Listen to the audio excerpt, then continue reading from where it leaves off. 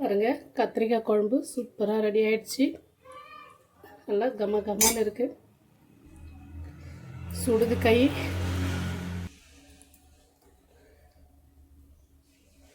பார்க்கவே சூப்பராக இருக்குது. ஃப்ரெண்ட்ஸ், நீங்களும் இதே மாதிரி கத்திரிக்காய் குழம்பு செஞ்சு சாப்பிட்டு பாருங்கள், நல்லாயிருக்கும். வீடியோ பிடிச்சிருந்தா லைக் பண்ணுங்கள், ஷேர் பண்ணுங்கள், சப்ஸ்கிரைப் பண்ணுங்கள் friends. Hi friends, welcome to Vinmani kitchen. எல்லாருக்கும் வணக்கம். இன்றைக்கி மைசூர் கத்திரிக்காய் குழம்பு செய்ய போகிறோம். அது எப்படி செய்யறதுன்னு பார்க்கலாம். ரொம்ப சிம்பிள். குக்கரில் ஒரு விசில் வச்சுருந்தா குழம்பு ரெடி. எல்லாம் தாளித்து விட்டுட்டு நான் இதில் ஒரு 1.5 கரண்டி எண்ணெய் ஊற்றிருக்கேன். இப்போ நல்லா சூடாகிடுச்சு. இப்போ கேஸ் ஸ்லோ பண்ணிக்கிறேன். கடுகு, சீரகம், கடலைப்பருப்பு, உளுத்தம்பருப்பு, மீடியம் சைஸு 2 வெங்காயம் கட் பண்ணி அதையும் சேர்த்துக்கிறேங்க.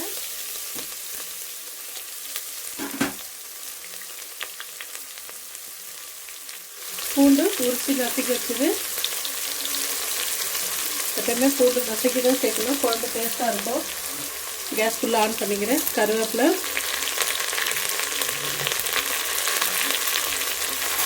இப்படி போடும்போது சும்மா கம வாசனை வருது.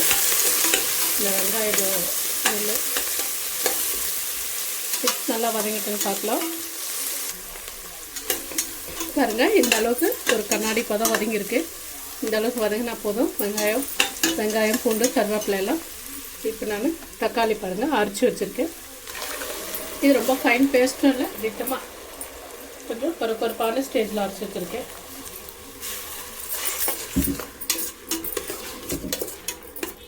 இதுவும் வதங்கட்டும் நல்லா.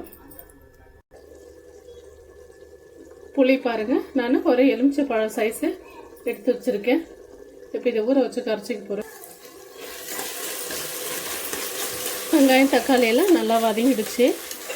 பாருங்கள், நல்லா இந்த மாதிரி எண்ணெய் பிரிஞ்சு வர அளவுக்கு வதங்கியிருக்கு. இப்போ நான் கத்திரிக்காய் சேர்த்துக்க போகிறேன்.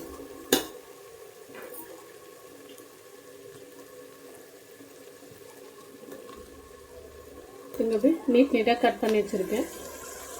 நீட்டாக ரவுண்டாக 2 மாதிரியும் கட் பண்ணியிருக்கேன்.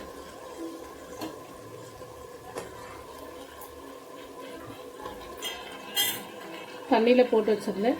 தண்ணியில் போடும்போது நம்ம கல் உப்போ சால்ட் உப்போ கொஞ்சம் போட்டு வச்சுருந்தேன், கத்திரிக்காய் கருப்பு ஆகாமல் இருக்கும். இப்போ வந்து நான் உப்பு சேர்த்துக்க போகிறேன். ஒரு டீஸ்பூன் உப்பு சேர்த்துருக்கேன். இந்த உப்பு இந்த குழம்புக்கு இது கரெக்டாக இருக்கும். நீங்கள் வந்துட்டு உங்கள் டேஸ்ட்டுக்கு பார்த்து போட்டுக்கோங்க. அப்படி நல்லா மிக்ஸ் பண்ணி விட்டுட்டு ஒரு 2 நிமிஷம் தட்டு போட்டு அப்படியே மூடி வச்சுட்டு அப்புறமா பார்க்கலாம் கொஞ்ச நேரம் கழிச்சு.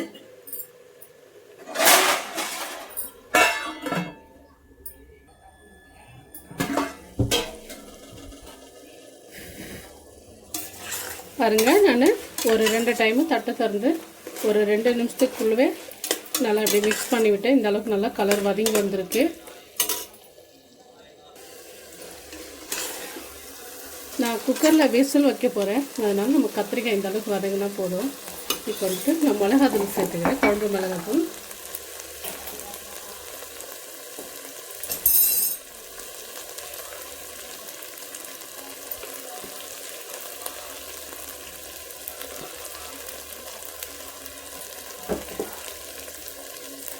மூணு டீஸ்பூன் குழம்பு மிளகாத்தூள், ஒரு 1/4 டீஸ்பூன் மஞ்சள் தூள். நல்லா அப்படியே மிக்ஸ் பண்ணி விடுவோம். ஒரு 2 செகண்டு நல்லா அந்த மிளகாத்தூளுடைய ஸ்மெல் எல்லாம் போகும்.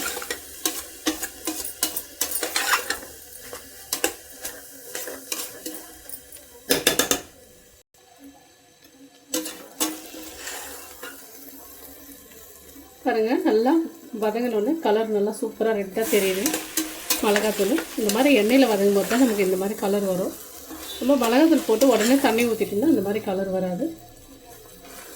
இது அப்படியே கத்திரிக்காய் பொரியல் மாதிரி கூட சாப்பிட்லாம். அந்தளவுக்கு நல்லா வதங்கி வெந்திருக்கு. எல்லாம் உப்பு காரெல்லாம் சேர்ந்து. நான் இப்போது புளியை கரைச்சிருக்கு பாருங்கள், ஊற வச்ச புளி. இப்போ இதை அப்படியே கையில் எடுத்து ஊற்றிக்கலாம்.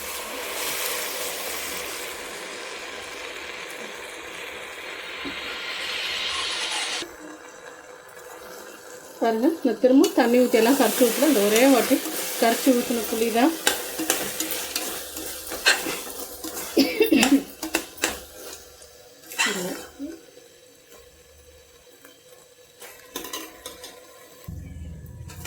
புளி ஊற்றிக்கிட்டு நல்லா ஒரு நிமிஷம் அப்படியே நல்லா வதக்கி விட்டாச்சு.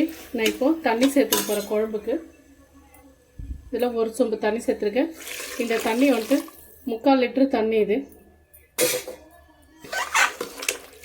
கேஸ் ஃபுல்லாக ஆன் பண்ணிக்கிறப்போ ஒரு நிமிஷம் ஸ்லோ பண்ணிடுறோம். அவ்வளோதான்.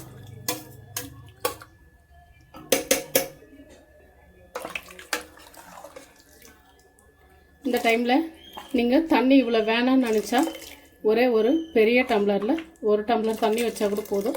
நல்லா திக்காக கிரேவி மாதிரி இருக்கும். நான் வந்துட்டு எனக்கு குழம்பா வேணுன்றதுனால நான் இந்த மாதிரி தண்ணி ஊற்றி வச்சுருக்கேன். அதாவது 3/4 லிட்டரு தண்ணி வச்சுருக்கேன் இந்த குழம்புக்கு. நாங்கள் ஒரு 4-5 பேர் சாப்பிட்ணுன்றதுனால சூப்பராக இருக்குது பாருங்கள். இதுவும் ஒன்றும் தண்ணியெல்லாம் இல்லை, திக்காக தான் நல்லாயிருக்கு.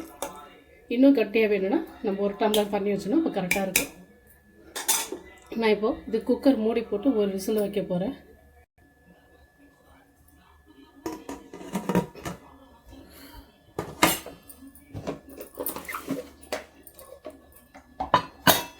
ஒரே ஒரு விசில் வச்சோம்னா போதும், கரெக்டாக இருக்கும் இதுக்கு. இப்போ ஒரு விசில் வந்த பிறகு பார்க்கலாம்.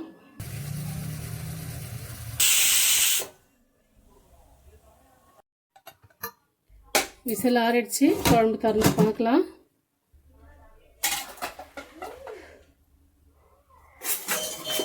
பாருங்கள், சூப்பராக கத்திரிக்காயெலாம் நல்லா வெந்து எண்ணெய் தெளிஞ்சு எப்படி இருக்குது. குழம்பு நல்லா ரெட்டு கலரில்.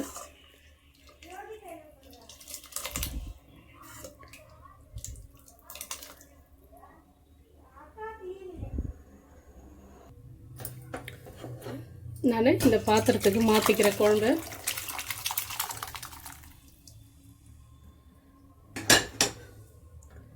கொத்தமல்லி விருப்பம்னா போட்டுக்கலாம், நான் போடல.